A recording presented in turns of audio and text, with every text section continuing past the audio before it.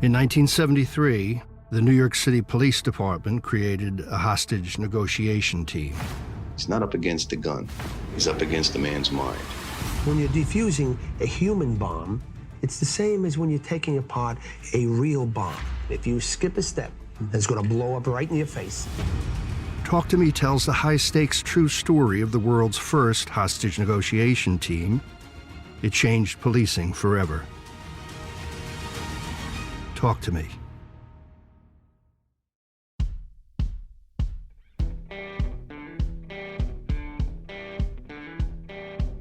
I'm Brett.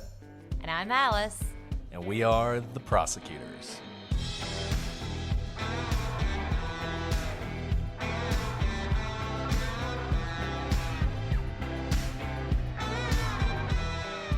Today on the Prosecutors, 40 years ago, Ralph Stokes was convicted of killing multiple people at a restaurant where he once worked.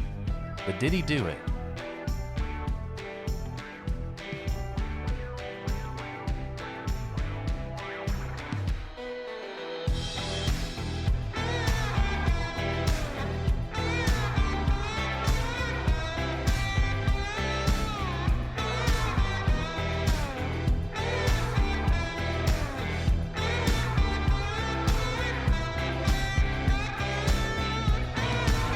Everybody, and welcome to this episode of The Prosecutors. I'm Brett, and I'm joined, as always, by my phenomenal co-host, Alice. Phenomenal. That's very nice of you. I feel less than phenomenal today. I'm just like, I don't know. Oh. I'm just coming down, still coming off the holidays, I think. Yeah. It's tough. By the time people hear this, it'll be like February. I know. For us, it's still early in the year. It's early in the year. February, I might still feel blah. I don't know. January, Alice always is cool. Alice is cool, so she was out partying all night on New Year's Eve. Or I was just laying on the couch watching football. So I partied until 11 p.m. and I was demolished the next day. Yeah, we're not as young as we used to be, Alice, but apparently not as old as we could be. So. Anyways, it's so good to be back with you recording, and especially with this incredibly interesting case today. I don't know, I really like looking at convictions from decades ago to kind of compare how our system has evolved, how some things are just kind of constant throughout the ages. Yeah, it's crazy to read transcripts from cases that are 40 years old or whatever, because this one was a doozy. There were a lot of things that happened in this case that aren't necessarily anything related to the outcome or anything like that, but just the style of the lawyers, the style of the judge, the things that people would say. It was really interesting. I don't know. It's a complete aside, but I agree with you, Alice. I like to look at these old cases too. And this one's, hey, I mean, this is an interesting case. I think you guys are going to like it. Basically, as y'all know, we like to look at these cases where people claim that someone's innocent who's in prison, and sometimes people like to say that we think everybody's guilty. That is not true, though. I want everybody to get close to the radio real quick, because I have something to tell you. They usually are guilty. But that doesn't mean they always are, and we have pointed to cases where we thought people either the courts didn't do a job of reaching reasonable doubt. I think Michael Peterson's a good example of that. I'm still a little up in the air about whether the owl did it, or whether he did it, or whether it was some sort of freak accident. But I think one thing I feel pretty confident about, he wasn't proven beyond a reasonable doubt to be guilty. So I thought the jury got that one wrong. And the Ramsey case, there was never a trial in that case, but a lot of people thought that the Ramsey family was responsible for the death of John Bonet, and we did not come to that conclusion. And then, of course, Temujin Kinsu, which I like to mention as much as possible, because that one, it's crazy. The Temujin Kinsu case, the thing that's wild about that, the longer you do this stuff and the longer you stay online, the more you run into people who are very firmly in the camp of either everybody's innocent or everybody's guilty. And there's a lot of people who are, pretty much everybody's guilty. They think most of the sort of the innocent projects are frauds, and they get guilty people out of jail all the time. The crazy thing about Temujin Kinsu, everybody agrees he's innocent. Even the people who think everybody's guilty think he's innocent. And it just blows my mind in that case because it's continuing to go on. But anyways, we like to look at these cases, and what's great is we have the best resource for this in the world, our friend Maggie Freeling, who does this basically for a living. She's now the host of, or the co-host of the Wrongful Conviction podcast. Really great. She also did Unjust and Unsolved. Check it all out. It's amazing. And every now and then I'll reach out to her and say, hey, do you have a case? Is there a case we should really look at? Because the thing about Maggie is, unlike a lot of people, she doesn't just do the famous cases. In fact, she hardly ever does the famous cases. She's doing cases that aren't famous, that are less well known. This is one of them. I don't know that anybody other than Maggie has ever covered this case. If somebody has, props to you. But Maggie covered this case on her Unjust and Unsolved series, and we listened to that episode and we thought, this is one we want to look at, and here we are, Alice. Indeed. And really, I mean, we've talked about our love for Maggie many times before. We really respect the work she does, and especially love how she shares her resources freely, because what she's trying to get at is the truth. If someone's unjustly, wrongfully convicted, she wants to be able to have that information out there and have as many smart people look at it as possible. So, as always, go listen to her. We respect her greatly as a journalist and a podcaster. And let's dive in. Let's talk about Ralph Stokes. Before we dive in, okay. I have something else I want to say. Alice is 100% right, and Maggie sent us all the transcripts from this case, which was great because it's a very old case. So getting information on it would be really hard, and so we were able to look at all that. Really appreciate that, and so thank you to Maggie. One thing I want to say before we get started, and we talked about this a little bit in the Katie Autry case, and that's sort of the nature of wrongful convictions. And one thing that I think is important to remember as we talk about this, there are two things actually I want to say. The first is I want everybody to reserve judgment until the end of this case. And I know that's hard. I learned about something recently that I knew sort of conceptually existed, but I didn't know it had a name, and that's called anchoring bias, which apparently the earliest information you hear about something tends to be the information that you're going to believe, and you become anchored to that, and it's very hard to get off of it. We've talked about this before, that the order in which we present cases is sometimes difficult because we don't want to bias people with one view or another until it's all said and done.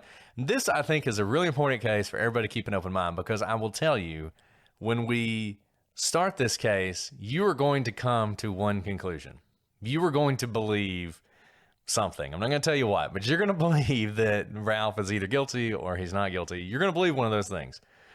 And you're going to believe one of them, because when you initially look at this case, you really are pulled to a certain conclusion. But I promise you, once we look deeper into it, you're going to be shaken in your faith about that. So keep an open mind. That's the first thing. The second thing, I think a lot of times when we talk about these wrongful conviction type cases, there is a tendency to think that the accused is an angel and the police and the prosecutors are devils and they're evil and everything they do is evil, and it's because they just want to put innocent people in prison. And it's just completely wrong. I don't actually think it's helpful. In fact, I think it's probably harmful for people who care about Innocence Project type stuff to come into things with that kind of view. So let's also not do that here. We're going to talk about that more when we talk about the prosecutor in this case. But I think sort of my overarching theme for this introduction is keep an open mind. We're going to do a couple episodes on this, and I promise you by the end, you are going to be confused. I'll say that. You will be confused. Wherever you start off, you'll be confused by the end. Okay, you ready? I'm ready. Let's do it. Those are all really good points to remember, Brett. And we're only giving those qualifiers here because this is such an intellectually interesting case. And of course, it matters for Ralph Stokes, and the people who have a role in this entire episode. So it matters on a personal level, but it also matters as an intellectual level and how you think about all cases. So this is just a reminder, in case you're joining us for the first time, of what we do, which is we try to cut down to just the straight facts and give you the facts so that you can think for yourself and you can do your own logical reasoning for yourself, which will serve you well in many areas of life. So with that said, it was noon on March 11th, 1982, when two masked men walked into Smokin' Joe's Corner restaurant in Philadelphia and ordered the workers into a meat locker. They were there to rob the place, but things went wrong.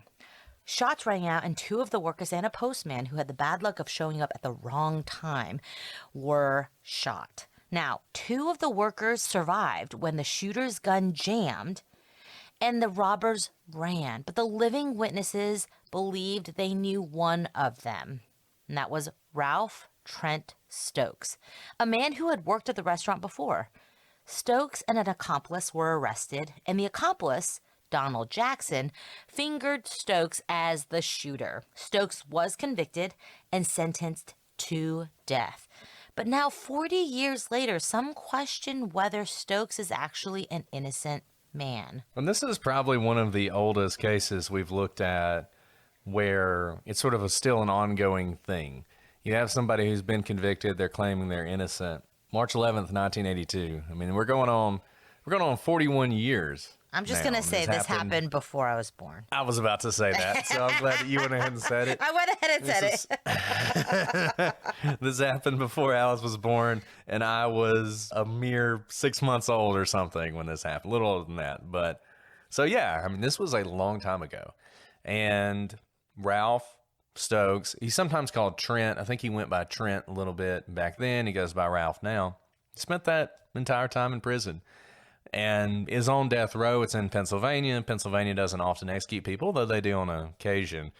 So whether or not he's really in danger of ever being executed might be up in the air, but he's certainly in prison for the rest of his life with no chance of ever getting out. And he has maintained his innocence this entire time, even after a trial in which he was found guilty. Those of you who know, Smokin' Joe's was partially owned by Joe Frazier, who's a famous boxer. He was actually the first boxer to defeat Muhammad Ali, one of the greatest of all time. And after he retired, like a lot of people, you know, he lends his name to a place like this and gets a cut of the profits. But it wasn't like Smokin' Joe was, you know, down at the restaurant when the robbery happened or anything like that. But this was sort of a place that was well known in Pennsylvania, in Philadelphia in particular. So this was shocking. This was shocking when this happened. Obviously a brutal crime. 3 people shot and killed. 2 of them who were working there, and one guy who's just delivering the mail. And we'll talk about his case as well. And really brutal for the survivors. To this day, the husband of one of the victims is still agonized over this.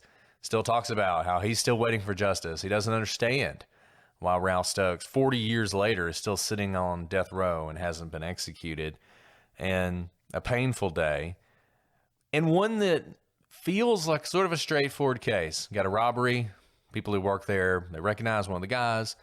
This should be open and shut, right? And for a lot of people, it was. But as we walk through it, I think you'll see why we decided to go ahead and cover this case. Let's take a look at the timeline. It's not a very long timeline. This is not really a timeline case, but we always do a timeline, and we wanted to do one today. So this is March 11th, 1982.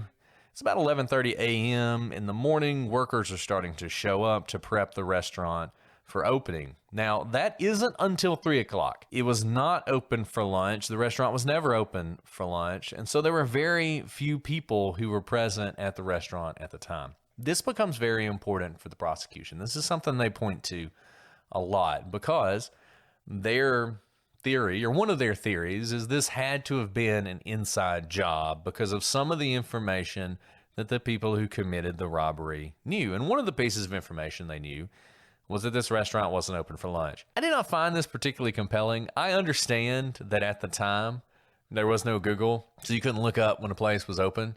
But I also feel like if you were going to rob a place, you might have swung by and kind of cased out the joint a couple times just to see when it was open, or at least, you know, check the times on the door to see when it was open. So I wasn't overwhelmed by this information, but it is something the prosecution sort of goes back to again and again.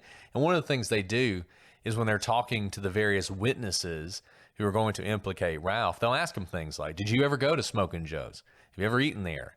Have you ever stepped foot inside? Do you even ever get down to that side of town? And all of them in their testimony would say no. And that, of course, would sort of bolster this idea that the only person involved in this who really would have had that information would have been Ralph. And choosing to rob the place at that time was smart. You obviously don't want to rob a restaurant when it's full of patrons. Harder to control, a lot more witnesses. You want to go in there when there's a couple people there who can give you the money and you can get out the door. And one thing to note, this is a restaurant, and like Brett had said, it's a pretty well-known restaurant. Even if you had not cased out a place in advance, as you're walking up to it, if the place were open and bustling, let's say every table was filled, you might rethink whether that's the best time to rob it, even if you hadn't previously cased it out. So that's just something to keep in mind where, a restaurant usually has open windows, you can see in. You don't usually have to step in to see, the capacity or whether it's filled or not.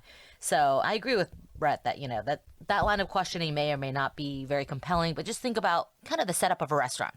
Usually walking by, whether you go in or not, you can tell how many people are there. And I'll say this, I mean, this may seem trivial, but I actually think it's kind of important. Number one, as Alice said, you would notice whether there are people there. And in fact, Donald Jackson, who is the co-defendant, who openly admits he was one of the people who was there, says that they actually parked outside the restaurant for a little while because there was a cop sitting in his police car nearby. So they obviously weren't going to rob the restaurant while the cop was there. So even if this was sort of we'll go down there and see what's going on, and if it looks like we can rob it, we'll rob it, they would have had time to see exactly what Alice is seeing, which is there's nobody in the restaurant. There's nobody going in the restaurant.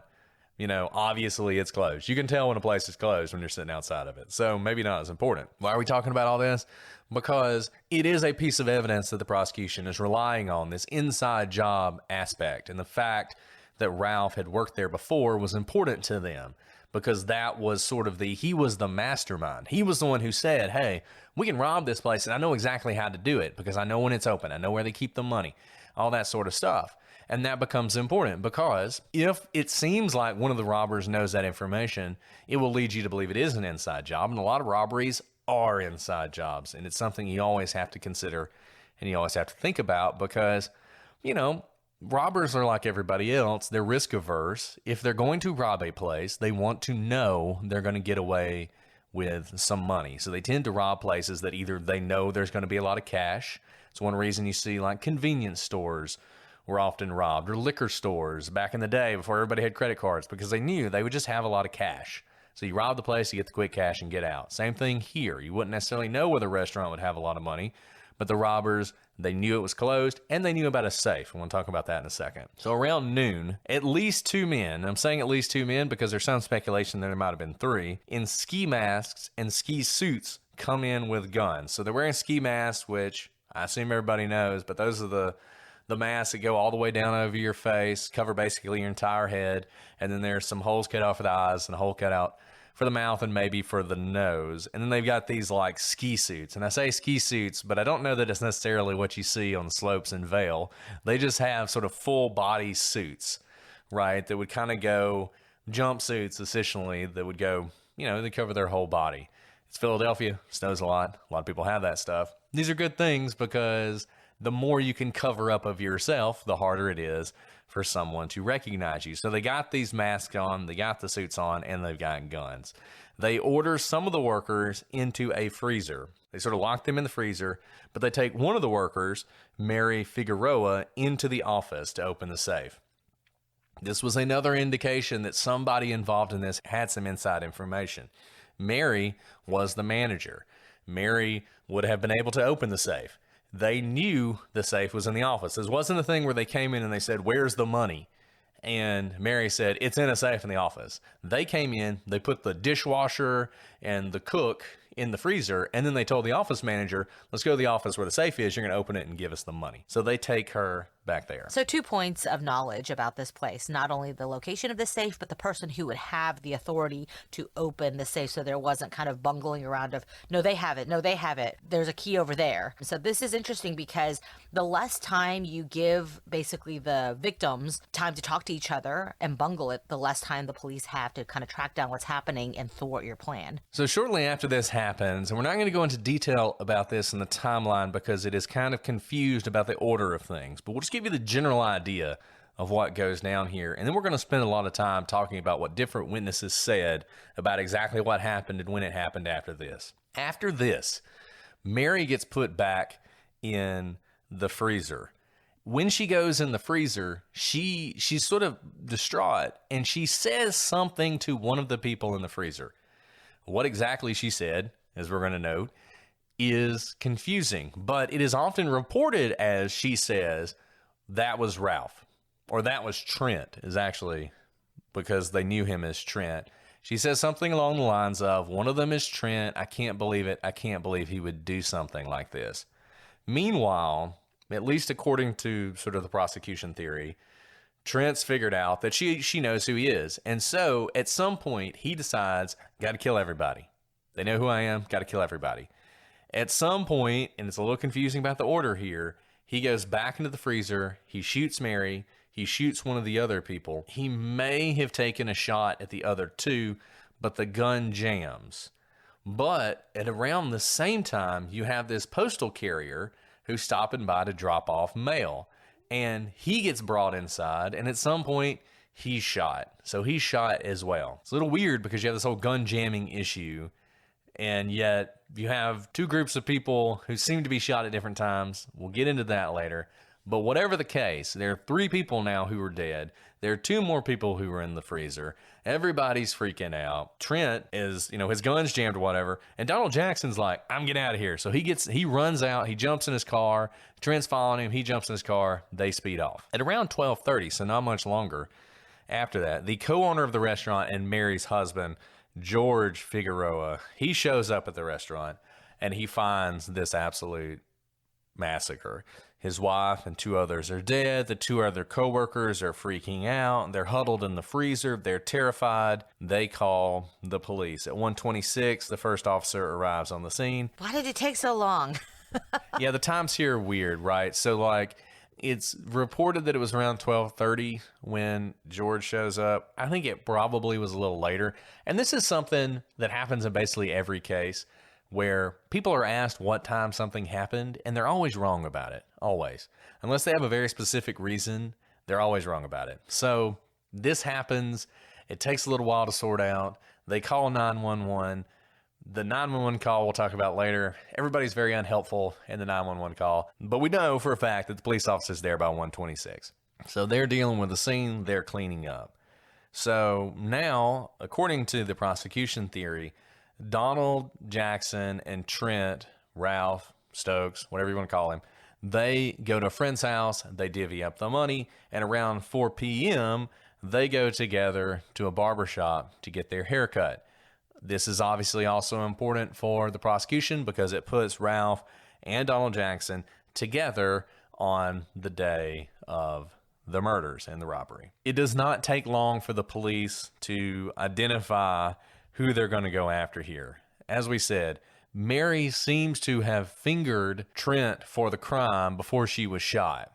So based on that information, the police, they're getting a search warrant. They execute it on Ralph's home where he is staying with his parents. They find a few things that are interesting to them. They find spent bullet casings that are similar to the kind of bullets used in the robbery. So they're the same caliber and all that stuff. It's impossible for them to link them up directly, but it's the same caliber, same type of bullet.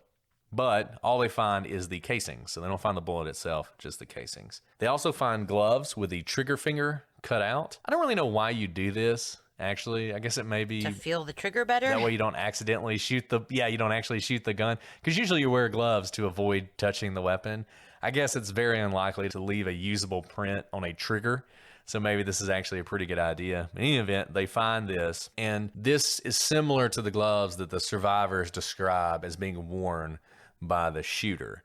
They also find a blue jumpsuit that sort of matches what was described. We talked about this, the ski suit they were wearing. The jumpsuit is like blue with red trim, and there's no red trim described by the survivors, but obviously people don't get all the details right. It's close enough for the police. And soon thereafter, they will arrest Trent. Donald Jackson, by this point, is on the run. They will arrest him as well. And after Jackson gives a full confession, they very much focus on Trent as he's the guy, he's the main guy, and we're going to use Donald Jackson to convict him and put him in prison and on death row for murdering these people. So that's the timeline, which actually it's not very long. The robbery happens kind of within the span of an hour. And then by the next morning, they're already honing in on who they believe to be the shooter, the killer. And that would be Trent or Ralph. And so we have the entire timeline there, which we've already mentioned is not that much. You have, 2 survivors who have just been through a lot of trauma, have seen their friends and coworkers and a random, postman be shot in just absolute, tragedy in front of them, and they are doing their best to piece together what happened in a short amount of time. And you have a lot of things coming together that would make you think this is an open and shut case. So you basically have one of the victims identify one of the shooters. You execute a search warrant, you find some evidence that, while you can't directly tie it to the crime, is good circumstantial evidence. We've talked about circumstantial cases before, building those cases. These are the kind of things where they're little pieces of evidence where individually maybe they don't mean much, but when you put them together, it paints a pretty good picture. And in some ways, this is one of the reasons that I thought it was good to do this case. Well, it's an interesting case from this perspective of wrongful conviction. In some ways, it sets up perfectly to maybe have something like that, because very quickly, the police would have decided, we've got our guy. All these things are pointing towards it being this person. And it may make them overlook or not consider some other evidence to the contrary later on. And as I said at the beginning, when you're thinking about wrongful convictions, if you want to believe that there are prosecutors and police officers out there deciding to frame someone for really no apparent reason, manufacturing evidence, planning evidence in order to build that case, feel free to think that. In reality, when you have wrongful convictions, probably what they look like much more is the police are on to someone early on and have reason to think they're involved, and that leads them to both tunnel vision and maybe to ignore evidence to the contrary, maybe hide evidence to the contrary. I'm not going to say that doesn't happen, because it absolutely does. And that's the kind of thing. They get down this track and they just can't imagine the person being innocent, and so they want to do whatever it takes to put this guilty person in prison. Maybe anchoring bias, in fact. There you go. Exactly, Alice. Anchoring bias. Good. Wow. Good callback. See, this is why Alice is the best. And again, what we said about anchoring bias earlier is that you don't mean to do it. It's just a psychological, the world is chaos, right? And our brains are always trying to create order out of chaos. And anchoring bias is one way to do that. It's not always wrong. In fact, the reason our brains go to it is oftentimes the kind of like Occam's razor. Occam's razor is a type of anchoring bias, right? Like what's most likely, maybe what is presented first, and that's why your brain grasps onto the most obvious, reasonable answer. And so we're saying that not to say that there could be any wrongdoing, but our brains are just trying to make sense of chaos at all times. And everyone is subject to that, including the investigators and police. And look, Occam's razor is great. It's a great tool to use in life because we have limited time and limited resources and limited information. And you're often having to make decisions with those three things. And so having a tool that helps you sort of remove a bunch of extraneous possibilities and really kind of drill down to what's most likely, that's great. It does not always lead you to the right answer. Just because it's the simplest answer does not mean it's correct. It means it's most likely to be correct. And even if that's true, what's your error rate there for Occam's razor? I mean, who knows, right? But there is one. And so you have to be careful not to be so focused on that. And I think you see that in a lot of sort of interesting places where people are so focused on Occam's razor that they really do ignore contrary evidence. I mean, Dyatlov Pass might be an example of that. Don't want to go down that rabbit hole again, but I'm just saying there are cases where there are things that should make you pause that a lot of people just ignore because, well, that would mean it's not the simplest answer, and obviously the simplest answer is going to be right. So let's talk about the case in more detail, and we cannot talk about this case and really even start talking about this case without talking about Roger King. Now, Roger King is someone that some of you will be familiar with, either because you live in Philadelphia or maybe because you're in sort of the Innocence community. King was a legendary and incredibly controversial district attorney in Philadelphia, and he is the person who prosecuted Ralph's case. Give you a little background on Roger King, because I think it's interesting to sort of know how he thinks. A lot of times he will just be presented as a monster. I mean, he's a monster. He just put people in prison all the time who are innocent, bad guy or whatever. But in reality, I think when you look at Roger King, what you see is someone who was really committed to prosecuting crime and maybe allowed that to cloud his judgment at times, and this might have been one of those cases. He was born in 1944 in Tuscaloosa, Alabama, and he was the son of a preacher. And if you've ever heard him or seen him either in action or talking to the media, you can see his father's influence on his sort of evangelic style that he uses in the courtroom. It's kind of crazy because I would not think that style would be as successful in Philadelphia as it is. But I mean, it's as if he is standing in front of a pulpit. He is preaching to that jury. In this case, in a lot of cases, he's quoting Bible verses, kind of things that frankly you just can't do now. But he would do it, and he was very successful. It really worked for him, and it was very convincing to the juries that he was in front of. He was actually an excellent football player. And you might think, well, being an excellent football player in Tuscaloosa, obviously he's going to end up at Alabama or Auburn or somewhere like that. But remember one time we're talking about here, he is a black man in the segregated South. There are no opportunities for him. So he actually ends up going to USC and plays safety. After he graduates, he then goes from USC to the rival, UCLA, for law school. So already somebody who you can see, I mean, this guy is driven, he's smart, he's talented, and he is committed to sort of building this life for him. And he's not really worried about the obstacles that are going to be in front of him. Frankly, he's somebody that, were it not for some of the things we're going to talk about, would be really celebrated as a pioneer. But he's going to do some things that are going to taint that legacy. The Prosecutors podcast is brought to you by Progressive Insurance. Hey, listeners, whether you love true crime or comedy, celebrity interviews, news, or even motivational speakers, you call the shots on what's in your podcast queue, right? And guess what?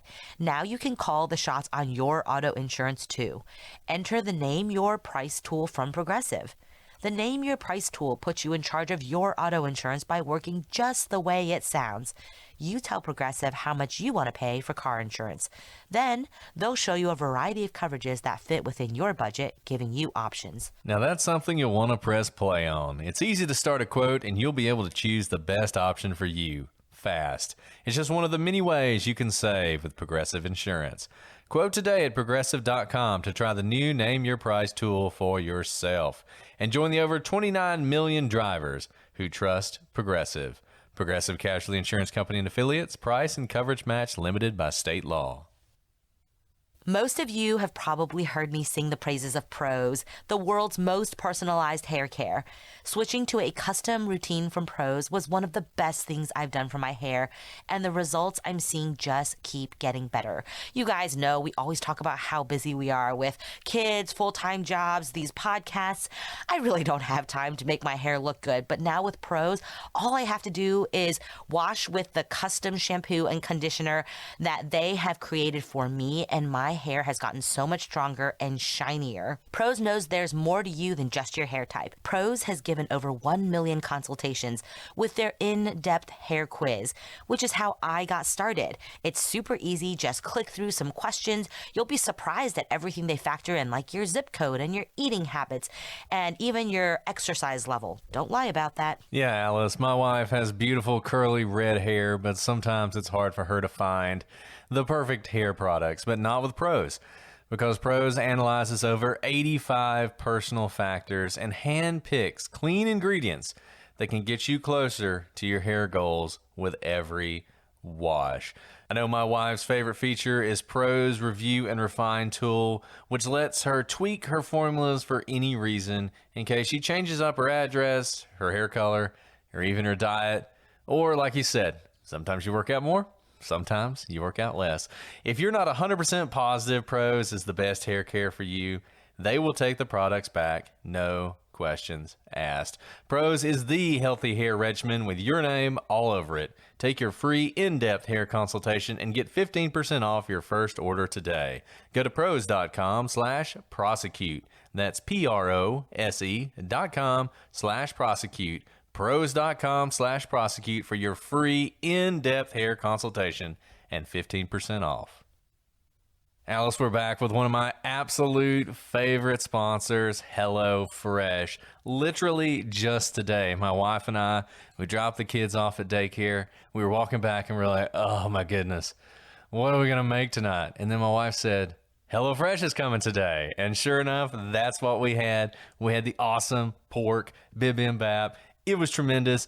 As you know, I'm back on keto, and it was easy for us to make our HelloFresh meal into the perfect keto dinner. You guys can do it too. With HelloFresh, eating well in the new year can be stress-free and delicious. With over 35 weekly recipes, they have the options you're looking for to help you achieve your goals. You can choose Calorie Smart and Carb Smart recipes, or even customize select meals by swapping proteins or sides, upgrading your proteins, or adding protein to a veggie dish. And Brett, it makes just eating healthy and cooking healthy for my family so easy. I can skip the schlep to the grocery store, and I can stock up on snacks, sides, desserts, and more at HelloFresh Market. You simply add these staples and sweets to your weekly order, and they'll arrive at your doorstep along with your meals. It's really a one-stop shop. So go to HelloFresh.com/TP21 and use code TP21 for 21 free meals plus free shipping. That's HelloFresh.com/TP21 and use code TP21 for 21 free meals plus free shipping. And find out for yourself why HelloFresh is America's #1 meal kit. Alice, here's something you might never have thought about. Why does laundry detergent come in massive plastic jugs? Who wants that? Those inconvenient, awkward, heavy jugs are filled with messy goo, which gets everywhere, and it's up to 90% water. Washing machines already use water, so why should we pay more for it? Not to mention, 91% of those jugs don't get recycled. That's right, 700 million detergent jugs wind up in our landfills every single year. But it's not like you can just stop doing laundry. So do what we did, switch to Earth Breeze. Earth Breeze laundry detergent eco sheets look like dryer sheets, but they're not. They dissolve 100% in any wash cycle, hot or cold. It couldn't be easier. No measuring or mess, just toss them in. Brett, I am loving these Earth Breeze sheets because I do laundry, I think, multiple times a day with so many kids who just spill food on their clothes all the time. And just grabbing one of these eco sheets, folding them, putting them into my washing machine makes it easier. I don't have to lift heavy jugs of detergent. And I also know I'm doing something good for the environment. I'm telling you, you won't really know it until you try it. But if you don't like it, Earth Breeze will give you a full refund. You don't even have to send it back. They're confident you'll love it as much as I do. Now's the time to try Earth Breeze because right now our listeners can subscribe and save 40%. Go to earthbreeze.com/prosecutors to get started. That's earthbreeze.com/prosecutors for 40% off. earthbreeze.com/prosecutors. You know, I was going to say he really is someone who has overcome a lot, born in the 40s and doesn't let these things hold him back. And it's kind of amazing to see his rise to success. He just keeps succeeding in his early years, which is why he's so winsome in the courtroom as well. I mean, he is straight out of like a storybook attorney. One who walks in and you can probably imagine his amazing storytelling ability and the command he has that's like an evangelical preacher. And that's exactly right. I mean, he is that. If you have the opportunity to try and look up some of his stuff, it's worth listening to. I'm not going to say that you're going to like all of it, and some of it you may be shocked happens in a courtroom. But once again, as Alan said, this is 40 years ago. Things are a little different. But he was really good at what he did. He graduates from law school. And, this is one of those things where he probably could have done a lot of things.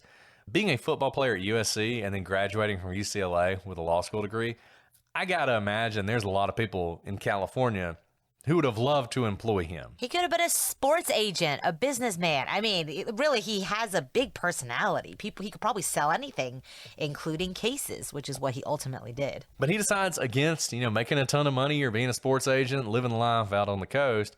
Instead, he ends up moving to Philadelphia. He joins the Philadelphia District Attorney's Office in 1973. And just 3 years later, he becomes part of the elite homicide unit and was one of the youngest people to ever take part in that prestigious work. And this was quite an accomplishment for a young African-American lawyer, even in Philadelphia. We've talked about this before. Sometimes people in the modern world, they sort of imagine that there was a bunch of racism in the South, and then the rest of the country, everything was great and hunky-dory, and that just wasn't true. And a lot of people, if you guys know anything about Philadelphia history, you know the sort of tortured history of race in Philadelphia and how there was a lot of racism in Philadelphia, particularly in the 60s and 70s. We're going to do a couple cases on that later on, because there's this one event in Philadelphia history which is so insane. I don't want to get off on it right now, but it's so insane that we're going to do some episodes on it, and it sort of relates to the sort of racial tension. So the fact that he's able to do that, he's overcoming once again the same sort of discrimination. Even if it's not discrimination, it's prejudice, right? Just a thought that, look, it's great that you're here, enjoy prosecuting parking tickets. The fact that he's able to so quickly move into the homicide unit says something about him, and he very quickly becomes a revered figure in the Black legal community, and he sees himself as a protector of the Black community, and he was particularly aggressive against defendants he believed put that community at risk. This is really fascinating, because usually when you think about these sort of wrongful convictions, rogue prosecutors, there usually is a racial element. People think there's some racism going on here. I mean, think of the Curtis Flowers case in Mississippi. People think there's a racial element going on here, and that's influencing what's happening. And for him, I guess there was a racial element in one way, in that he saw himself as, I must protect this community. There's so much violence in this community. I want to put these people in prison who are causing problems in this community. And because of that, you can imagine that some tunnel vision is going to develop in the same way the tunnel vision might develop for a prosecutor who does have some sort of racial bias. For him, it's a different kind of tunnel vision, but it's one that certainly plays a part in his story. And he is very successful. By the time he retires, he's secured 16 death penalty convictions, more than anyone in Pennsylvania history, with hundreds of more convictions for murder and other serious crimes to his name. Now, that doesn't mean that everyone loved him. In fact, it was said that he received 4 or 5 death threats every week that he was a prosecutor. And you can imagine why. He is clearly this charismatic, smart African-American man who is just breaking barriers in Philadelphia and putting a lot of people who've been accused of heinous crimes on death row, the ultimate punishment that our justice system provides. And so that's a lot of death threats a week, Brett. I don't think we're important enough for people to give us that many death threats, but it kind of gives you an idea of what he's facing, right? He continued to kind of pursue justice in his mind, his career, despite facing a lot of opposition. This is to give you an idea of how people view him and also the environment that he was operating within. But there's also a dark side to King's legacy that we've already alluded to. No fewer than 7 of his murder convictions have been overturned due to allegations that he made improper statements in court, that he hid exculpatory evidence, and he intimidated witnesses into changing their stories with threats or promises of undisclosed benefits. Obviously, if you've been with us for a while and listened to the rules of evidence, those are no-nos. You can't hide exculpatory evidence. You have to turn over Brady evidence, exculpatory information. You can't, force or coach witnesses to say certain things. But you've also kind of heard about the personality of who King is like larger than life personality. And let me say this. I think some of it is that. It's the personality. I think some of this is, particularly with the witnesses, that King just was so overbearing that if he was prepping you and you said something he didn't like, he was pretty good at getting you to where he wanted you to be. And there is a fine line here. And I think it's something that's important to remember. There's a fine line with all this stuff. Everything is always presented as black and white. Whenever you see cases like this, whenever you see complaints about a prosecutor, it's always presented as black and white. Well, he intimidated witnesses and he hid evidence that he should have turned over. Brady's actually pretty complicated. As we said before, it is not you must turn over everything. That is not what it says. It's you only have to turn it over if it's exculpatory, credible evidence, and that's the only time you have to turn it over. And if it's not that, if you judge that that's not the case, then you can withhold it. Deciding to withhold it is putting a bomb in your own case. So a lot of times, the best case is just to turn it over. But that wasn't his position. And the intimidating witnesses thing, once again, what is intimidating a witness? I'll give you an example. A witness comes in and he lies to you, and he's lying to you. And you say to him, you know that it is a crime for you to lie to me. And he says, okay, fine, I'll tell you the truth. Did you just intimidate him? Because some people would call that, if they were writing an article on how you intimidated a witness, they would say he threatened to put that person in prison unless he said what he wanted him to say. That's how they would spin that. And that's a little different from an actual threat. Like, well, I'm going to put your family in prison unless you say exactly what I want you to say. That's an actual threat. Obviously, it's not usually that direct, and that's why this is complicated. But nevertheless, that's the fine line you're looking at. The undisclosed benefits thing is a problem because you can give benefits to people. You can decide not to prosecute somebody for their testimony, but you have to turn it over to the defense because they have to be able to use that to question their credibility on cross-examination. And so that is an issue, and all of this may be an issue, but they are the kind of things that he is routinely accused of. That's a really good point because it's easy to kind of shade it and call it, intimidation, but there's a lot of nuance in this, especially when you are talking to witnesses. And we've talked about this.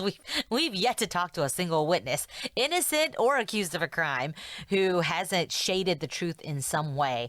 And part of our job as prosecutors, investigators, is to get to the truth. And sometimes that includes some sort of kind of vigorous questioning that could be viewed in some light as putting on pressure or, call it something uglier than that. So though you may hear, one thing of characterizing how King may have spoken to witnesses, also recognize that it could be a little bit more nuanced than that. Another thing that King did that was controversial is he used jailhouse informants in most of his cases. And in a surprisingly high number, the same informant who was so good at getting confessions, we have spoken about jailhouse informants as well. Now, remember, this is 40 years ago, so we have more information today about the reliability of jailhouse informants than, say, 40 years ago. But you gotta think, if you're using the same witness over and over and over, how is that person such a confidant to all of these, dangerous criminals who just spill their guts and their confessions to this person? That can be viewed, obviously, with, some skepticism if the same person keeps coming forward with confessions. But that is what happened in this case, and there was one guy in particular that King used a lot. And I know of at least one example of a similar thing to this where the guy was a fraudster, really just world-class fraudster, and he had defrauded a whole bunch of people, and he had lived the high life. He was driving around Maseratis and all this stuff. He got arrested, he goes to prison, and he becomes this great informant. And what he would do, and what the police and the prosecutors would do, is whenever they wanted someone to confess like this, they would put them in the cell with him. They would become cellmates. And this guy was so good at basically, manipulating people that he would manipulate these people into admitting whatever they did. And the police had basically bugged his cell. So they recorded all this. So it's 100% true that everybody who went in there, they said the things that he was saying they were saying. This is not an instance of him making it up.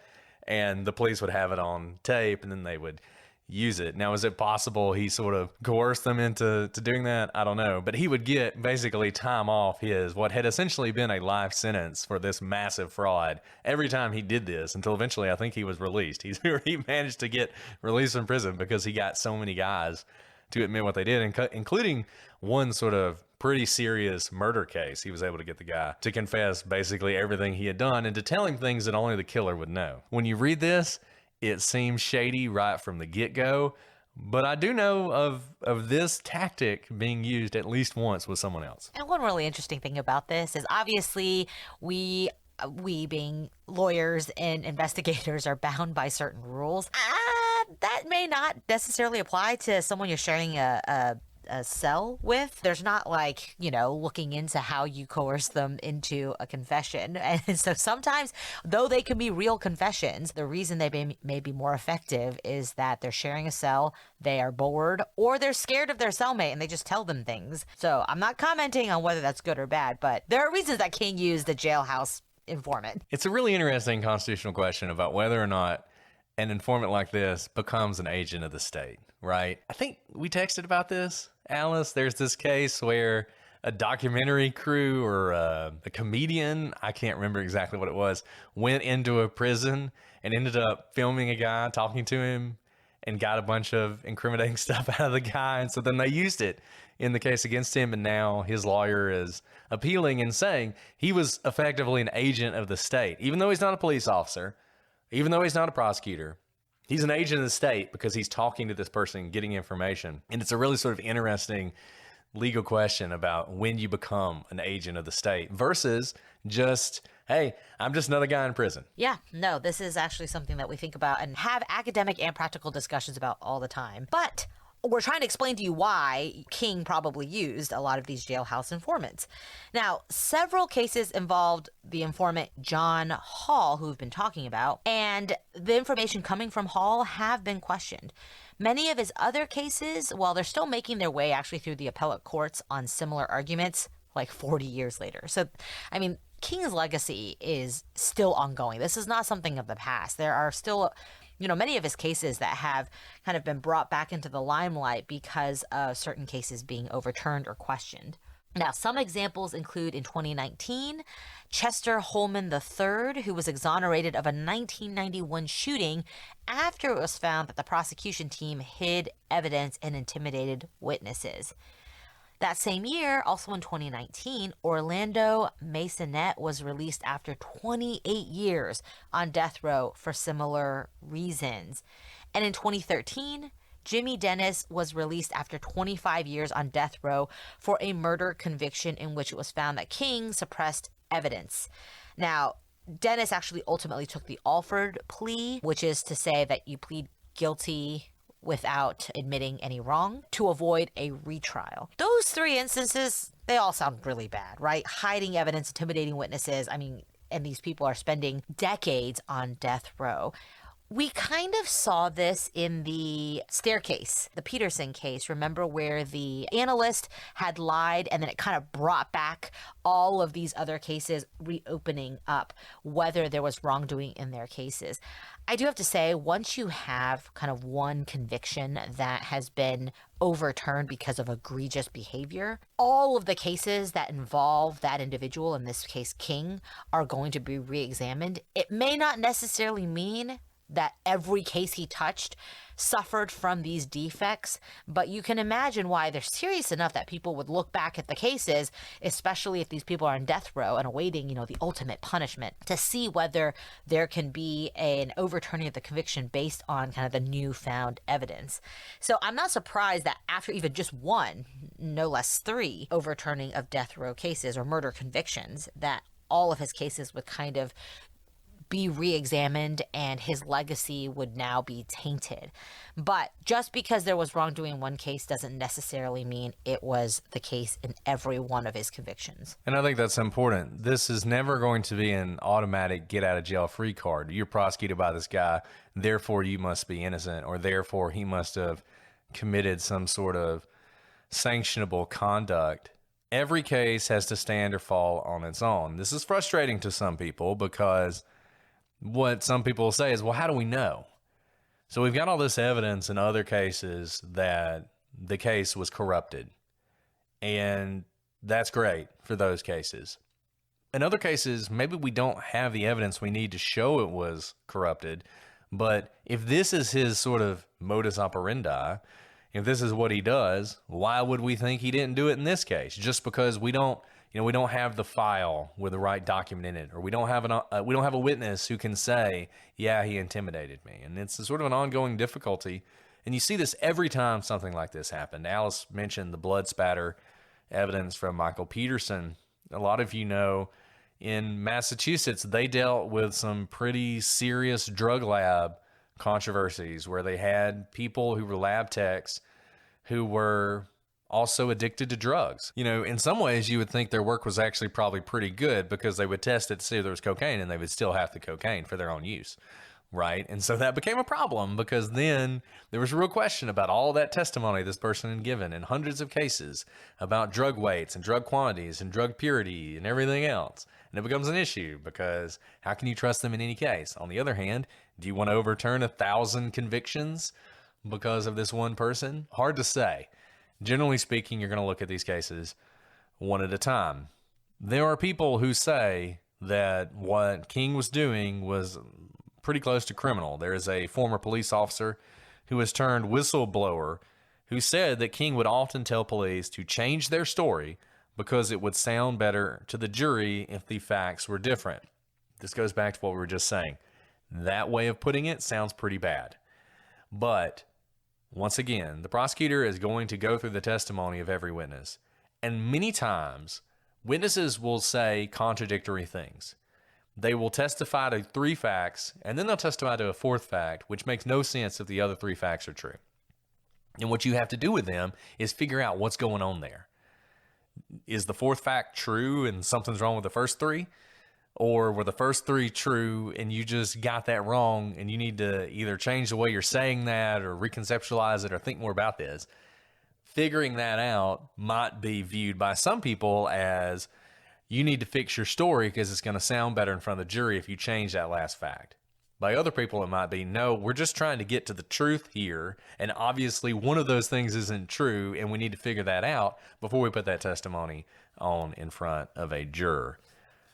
Nevertheless, the things that have surfaced about King are bad enough that the Pennsylvania Conviction Integrity Unit gives special attention to any case that has King's name on it. The current DA in Philadelphia, who is a very controversial figure as well, who has sort of a progressive prosecution approach and has been blamed by a lot of people by increases in crime in Philadelphia. Other people think he's a hero for his approach. And one of the things he's done is he has personally advocated for some of these cases to be overturned where he sees things that King had done and thinks, this was beyond the line.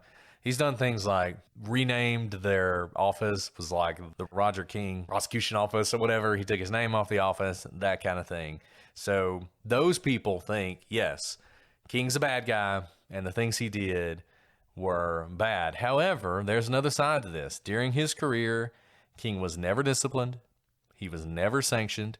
Ed Randell, who was the actual DA at the time, so district attorneys are the elected official who runs the office. The assistant district attorneys are the ones who actually try the cases. So he was an ADA. It's kind of, if you've seen Law and Order, the old crotchety guy they talk to all the time, he's the DA. But the people who actually try the cases, they're all ADAs. So Ed Randell, he was the DA. He is a former Democratic governor of Pennsylvania, high flyer in the Democratic Party, and he to this day defends King, saying that the allegations of misconduct are overblown, and that given that he tried hundreds of cases a year, and this is an interesting question, his record's actually pretty good. So Alice was saying, you have 3 or 4 cases that go wrong, people are going to start questioning everything you do. How much does it matter if you have 1,000 cases a year? And, over the course of 20 years, you have handled, obviously you're not trying all those cases, but you handle a lot more cases than you try. We talked about his record, and some of you might have thought that 16 death penalty convictions over a career is not that many. In fact, that's an incredible amount. Most DAs, ADAs won't prosecute more than 1 capital murder conviction if they ever do any. And he did 16. But his hands are on many more cases that plead guilty. Some of them will be dismissed. Some of them will be dealt with through other ways. But he's handling tons of cases. And of those tons of cases, you're finding 6 or 7 where something goes wrong. How significant is that? And that's sort of the point that Randell makes. But either way, whatever you think about King, he cast a long shadow over this case and many others. And as we walk through this, you're going to see that. And you're going to see some examples of the things that people criticize King for, changing of testimony, that sort of thing, withholding evidence. You're going to see that in this case. And it's going to be up to you, hopefully with our help, to try and figure out, is it significant or is it something that's overblown? And part of whether that's significant or not is something that Brett said that I want you guys not to gloss over. I think it is important to note that King wasn't disciplined or sanctioned at the time he was practicing. And it wasn't until decades, nearly half a century later, that he is kind of being scrutinized for his work. And the reason is, obviously, misconduct is misconduct whenever. But there is such thing as kind of putting on a new standard or a new kind of way to grade things onto a different time. What can be perceived as strong arming someone today in an unethical way may have been the modus operandus for everyone back then.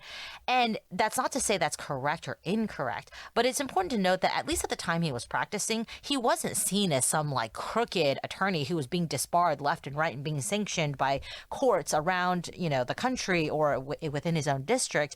And he was known at the time as being a bad, shady lawyer. It's important to note that this is a relatively new light that's being cast on his legacy. Again, it's not saying whether he was correctly treated at the time, but it is important to note that how he's being viewed right now in terms of his conduct or misconduct does not actually align with his reputation at the time that he was practicing. And for what it's worth, he's not here to defend himself. He's been dead now, I think, for over a decade.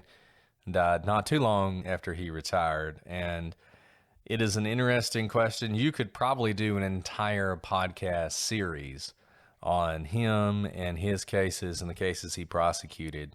And I will tell you, there are some famous true crime cases that were prosecuted by him. The people don't mention that when they're talking about them, because they're sort of celebrated ones where they were solved in sort of really awesome ways. And they found the guy who did it a decade later. And there are people who question those convictions and say, well, I don't know. I know we all celebrate those, but here are all the problems. And Roger King was the one who prosecuted them, and maybe we should think about that. We may do one of those cases later on, because there's one in particular that I find very interesting. But in any event, talked a lot about a lot of things not related to the case today. I realize that. But these are all really important. And they're really important when we start to walk through, which we're going to do next week. We start to walk through the criminal case, the prosecution side, the evidence that's presented, and the potential problems with that evidence. I really like this case because it's not easy. This is not a case, I think, where you're going to walk away certain that Ralph is innocent or that he's guilty. And I think you're going to see that as we go through. And it's sort of an example of the messiness of life, and I think the messiness that you often find in these innocent cases. Look forward to going through that stuff with you guys. Look forward to giving our conclusion, which we are going to give you. We're going to, as we always do, we're going to tell you what we think about this case at the end, but we want to give you the opportunity to really analyze some of this stuff before we do that. Well, like I said, I know we spent a lot of time on the sort of optics of this case and the sort of background of this case, but I think it'll be helpful. If you have thoughts right now, shoot us an email, prosecutorspod@gmail.com, @prosecutorspod for all our social media. Hello to those of you on YouTube, and thank you to all of you who are listening to this episode early and ad-free on Patreon. We love all of you, and we are so happy for your support. Well, Alice, is there anything else you want to add before we sign off for today? No, except I'm excited to really dive into this case, and I hope you guys come back and join us for it. Yes, I can't wait, and we will do some of that next week. But until then, I'm Brett. And I'm Alice. And we are the Prosecutors.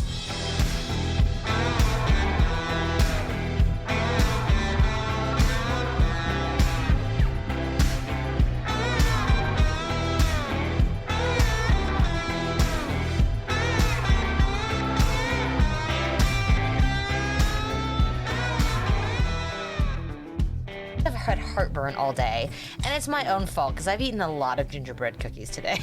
Oh, there you go. I made like a batch of them, like just to have cookies around the house when people come throughout the holidays. But I ended up eating a lot of it. So see, gingerbread, that's a good thing to eat with like an upset stomach. Well, that's what I was thinking, but I think it's causing a little. So really, it was heartburn. medicine, is what you're saying. You were treating yourself.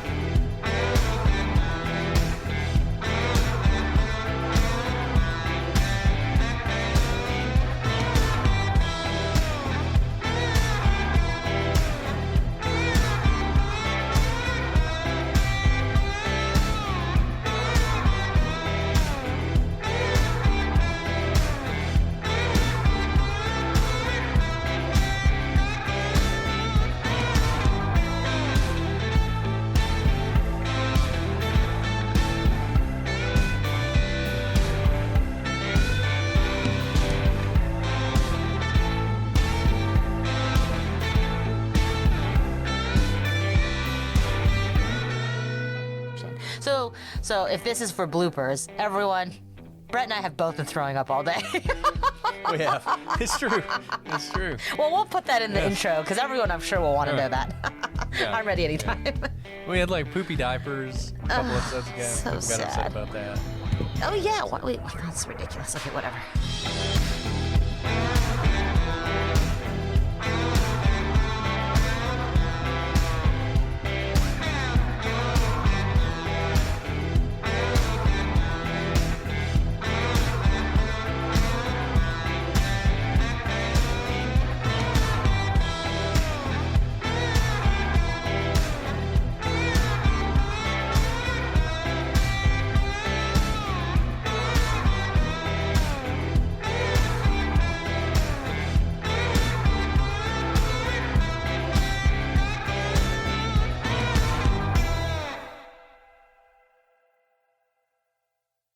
All month long on Pluto TV, stream the biggest Tyler Perry movies free. Watch your favorites like Medea's Witness Protection and Medea's Big Happy Family. Join Tyler Perry as he goes on a couples retreat with Sharon Leal in Why Did I Get Married? Or Idris Elba and Gabrielle Union in the Tyler Perry directed film Daddy's Little Girls. Plus, Pluto TV has hundreds of channels with thousands more movies and TV shows available on live and on demand. Download the free Pluto TV